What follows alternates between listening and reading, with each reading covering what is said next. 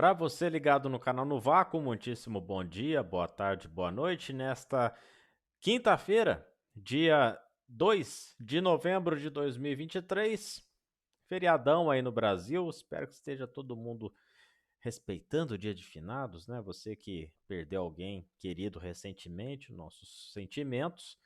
E você que usa essa data para lembrar dos entes queridos, por que não? Lembrar com alegria, não é por causa disso. Agora sim, chegou o nosso a iluminação aqui. Bom, edição de número 630. Seguimos firme e forte aqui no canal nesta quinta-feira. Estamos gravando esse vídeo mais precisamente às 3h22 da tarde do horário oficial de Brasília. Grande Prêmio de São Paulo, ex-Grande Prêmio do Brasil, né? Governo anterior. Até isso vocês levaram do... Eita, nós. Cada atrapalhada que eu vou te falar. Bom, tá aí a previsão da Pirelli de desgaste de consumo de pneus para essa etapa no Brasil, assim como no ano passado, eles vão com a gama mais pro macio, né? Agora que tem o C0, não dá para falar que é a gama média com C2, C3, C4. Mas é uma pista que gera pouca desgaste no pneu, então possivelmente o que a gente viu lá no México de uma parada apenas pode acontecer, não fosse a previsão de chuva para domingo lá em São Paulo. Pouca chance, sim, 40, 45%, mas existe, porque, como diria Galvão Bueno, a chuva vem lá da represa. E aí, quando fecha, cai de uma vez também. Inclusive, o que está caindo de água no mundo inteiro nas últimas semanas não é brincadeira. Só de notícia de enchente nas últimas semanas, acho que eu li de uns 4 países. Está caindo uma água. E a previsão aqui para onde a gente está é do novembro mais molhado da história.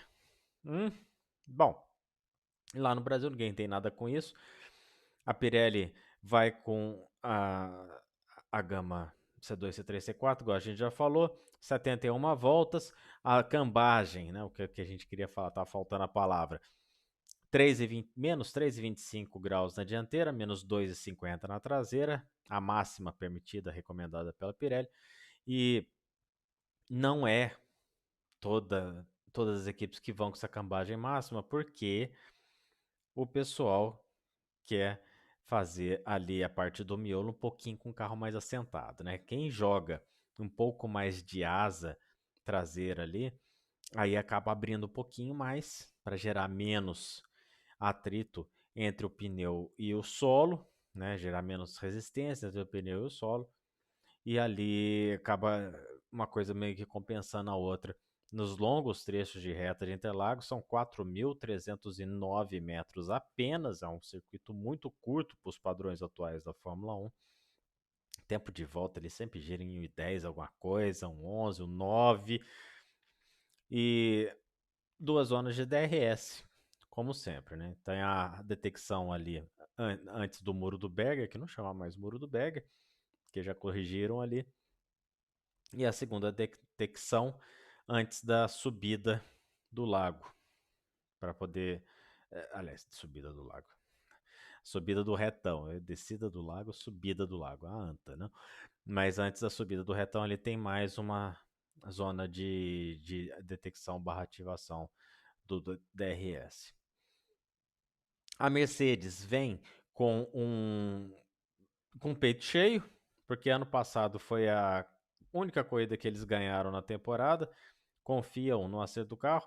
Em termos de desempenho em relação ao carro do ano passado, a Mercedes perde um pouquinho no quesito curvas de média.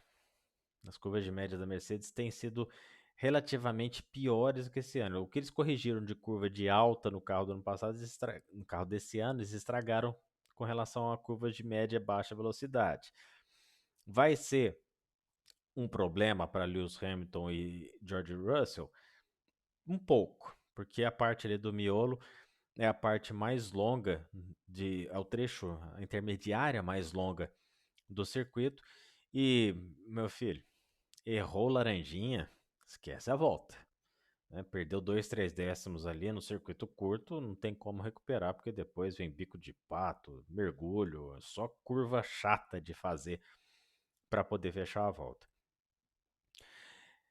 Ah, várias homenagens, né, ao Senna. O Hamilton foi com a jaquetona lá, toda personalizada. O Gasly utilizou na entrevista hoje um boné com a assinatura do Ayrton Senna. O Ocon também veio com o tal famoso Oconzinho, né? Oconzinho cearense, já escrevemos lá para a Alpine, né? Só vale se tiver a naturalidade do estado na frente. Então tem que escolher um estado que nasceu, que seja o Ceará, um belo estado. Mas o Ocon também fazendo. E assim, vamos observar bastante como que esse carro da Haas vai se comportar numa pista um pouco mais curta.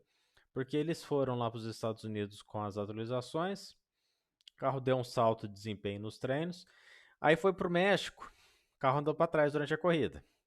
Teve problema com o Magnussen? Teve, mas o Hülkenberg conseguiu ficar ali no top 10 bastante tempo na corrida, depois da segunda largada. Perdeu no final por causa do desgaste de pneu. Aí o pessoal catapultou. Não espera-se que seja uma pista que a AlphaTauri vai vir com um carro tão bom quanto no México, justamente pelo quesito curvas de baixa, que não é o forte desse carro da AlphaTauri. Vamos lembrar de provas anteriores com muitas curvas de baixa, Tsunoda e Ricardo, Tsunoda e o próprio De Vries e o Lawson não foram tão bem nos circuitos com várias curvas de baixa. Ferrari, com o Sainz dizendo que precisa melhorar o desgaste de pneus ao longo da corrida, o ritmo de prova da Ferrari realmente é o calcanhar de Aquiles do carro desse ano. Se eles conseguirem corrigir a questão do ritmo de prova para o carro do ano que vem, dá até para imaginar que a Ferrari vai dar algum calor na Red Bull. Ah, vai ultrapassar a Red Bull? Acho muito difícil.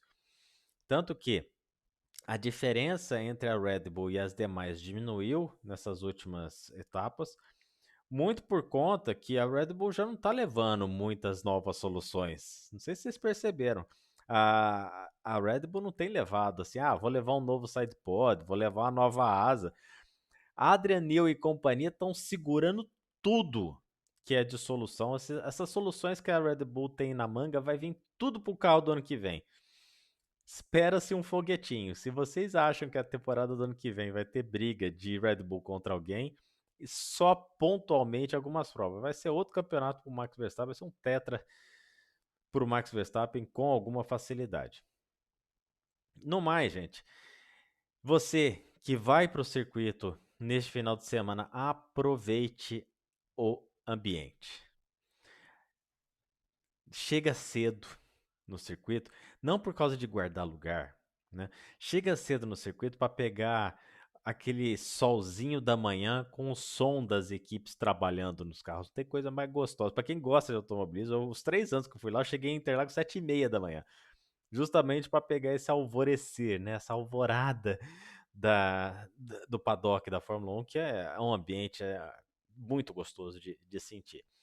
Você que vai lá para encher as picuá de moças que vão lá assistir corrida de Fórmula 1, nem vai, tá bom? Vamos parar com esse negócio de assédio, que chato.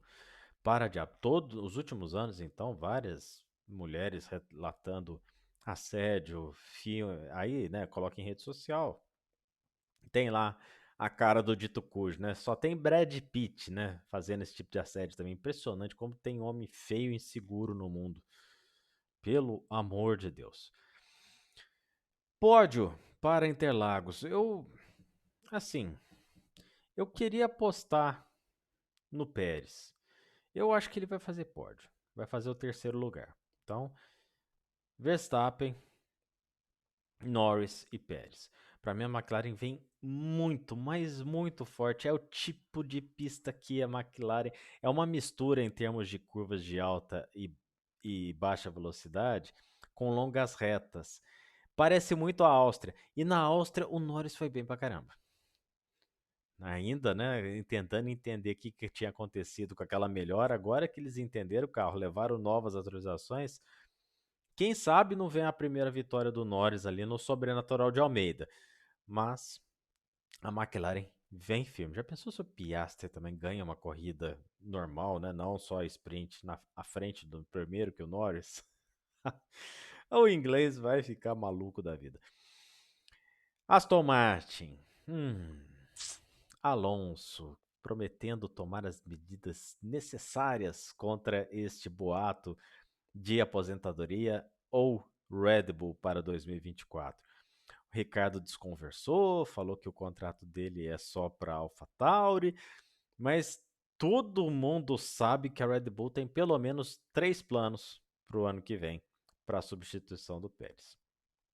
Sobe o Lawson, passa Ricardo. Sobe Lawson, passa, sei lá, Alonso, ou Alonso será que sai? O próprio Alonso, né? Aí os rumores realmente meio que casam com a fase do Alonso. E o próprio piloto falou que ele mesmo não tá dando tanto assim, e dá para se perceber, né? Aquela rodada no México foi uma das coisas mais estranhas que eu já vi o Alonso fazer na pista. Aquilo não é Fernando Alonso, com certeza. Tá bom? Então, bom proveito para você que vai para São Paulo. Aproveita bastante. É uma delícia estar lá em Interlagos para assistir Fórmula 1. Recomendo fortemente. NASCAR, finalíssima, 36 finais de semana depois, né? 35, esse é o último, agora o 36º, fora os All-Star lá em North Wilkesboro, fora o Gatorade Duel, fora o The Clash lá no Coliseu. Teve NASCAR por quase 40 semanas nessa temporada. E Christopher Bell, William Byron, que foi o vencedor da prova de março. Olho nele, a gente tem falado da Hendrick nessas provas com circuito curto. Kyle Larson, que é o favorito. E pela primeira vez, Ryan Blaney, de Penske, brigando pelo título. E curiosamente, a gente falava durante, né, quem vem acompanhando aqui o canal, a gente já falava que, olha, Ryan Blaney não tá indo bem, esse começo de temporada na Penske, perigou ficar fora do playoff, de repente classificou, subiu, pá! Sobreviveu uma desclassificação lá em Las Vegas, que depois foi recuperados os pontos, porque se ele também não tivesse conquistado aquele pontinho de volta, não estaria aí em Phoenix em condição de disputar. E não faltam memes para atazanar a vida de Danny Hamlin, que sentiu o golpe.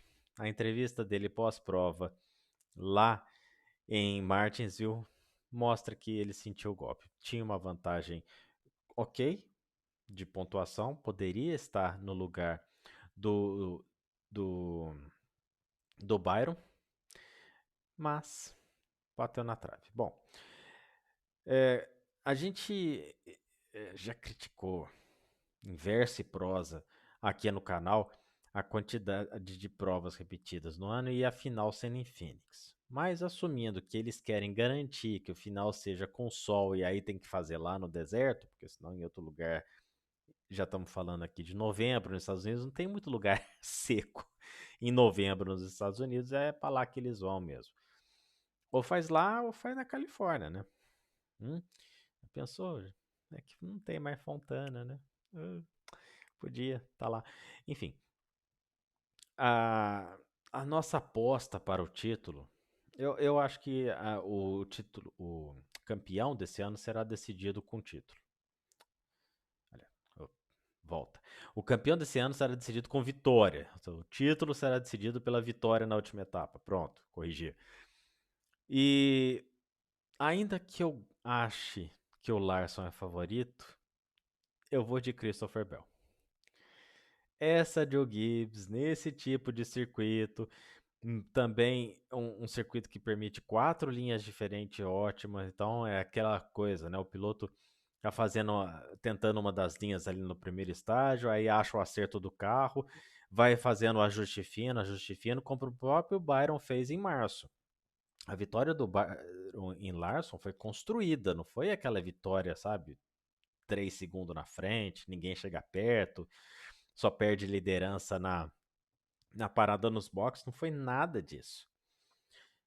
Mas é em Christopher Bell que a gente vai. Eu quero quebrar a banca. E é nele que reza minhas apostas de Queen para segunda-feira, tá bem? E, por não faltar final, teremos a final do WEC lá no Bahrein. Até choveu no Bahrein. Teve tempo seco, tempestade de areia e chuva. Depois de tudo isso, a Toyota ficou em primeiro. Toyota do Hartley.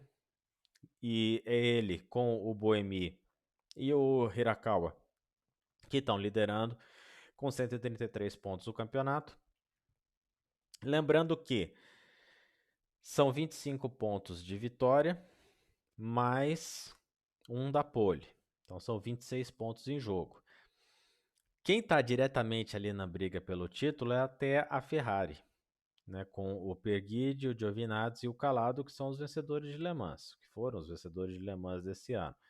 Então eles podem conquistar o título ali, mas precisa acontecer umas coisas bem diferentes, né, para eles conquistarem o título. Na verdade, ali, a briga mesmo. Aliás, né, eu estou fazendo conta errada, né? Porque é 133 para 102 é 31, né? A sua lesma. Eu acabei de falar que tem 26 em jogo, então a briga ali está realmente entre as duas Toyota. A não ser que tenha alguma coisa extra pista, que sei lá, a Peugeot acha alguma coisa, a Penske barra Porsche estão querendo a primeira vitória esse ano, vai ficar com o time 1, né? O time que está ali com Hartley, Hirakawa e Buemi. Lopes, Kobayashi, Conway, depois da corrida de Fuji mesmo, fazendo ali umas boas provas, uma boa recuperação nas últimas 3 provas, precisa contar com a Ferrari ali em segundo, ou a própria Peugeot ou a Porsche, igual a gente falou. Será a última prova da Glickenhaus no WEC, nessa configuração de hipercarros. Eles não farão o campeonato do ano que vem. Bateu, né? Acabou a grana, né, gente? Acabou os troquinhos. E a Glickenhaus não fará a temporada de 2023. Só para a gente voltar a falar da Fórmula 1, que eu acabei de lembrar, e deveríamos ter falado disso lá quando estava falando de Fórmula 1, o Felipe Drugovich foi confirmado como piloto de testes e reserva ainda para 2024 na Aston Martin. Ele mesmo reconheceu que falou um monte de não esperando pela Fórmula 1, ou seja, até a vaga dele de piloto de teste na Aston Martin não estava assegurada até hoje, com o anúncio, até pouco tempo atrás, quando eles acertaram para anunciar agora no Brasil. Verdade que 4 equipes da Indy e 2 equipes da Fórmula E quiseram contar com os serviços do Drogovic, que falou não, Elastak, como diria aqui na Dinamarca, né? O famoso muito obrigado, mas não. Então, o Drogovic, ainda sem assento confirmado na Fórmula 1 no futuro como piloto titular, fará mais uma temporada de piloto de teste. Ele é cercado por muita gente competente que gerencia a carreira dele, colocaram ele lá, inclusive, né, depois daquela temporada na Fórmula 2, colocou ele em evidência para a Fórmula 1. Ele sabe o que faz. Eu, Carlos, tá? Faria alguma coisa um pouquinho diferente do que ele tentou. Talvez não fosse para a Indy, mas a Fórmula E seria aquela, aquela temporada tipo de fazer o nome. Porque ele, nos 2 testes que fez com a Maserati, mandou demais. E falou não para Maserati, não para Andretti. Né? E assim, é o tipo de não que você fala. Para Maserati tudo bem, tá só lá na E, né? Agora, você fala não para Michael Andretti, pode custar caro lá na frente. Andretti, inclusive, que soltou os cachorros na imprensa hoje, dizendo que algumas equipes da Fórmula 1 pensam que eles são os Zé Manés, né? Os Zé Ruela. E não é isso, que definitivamente não é isso que a Andretti é.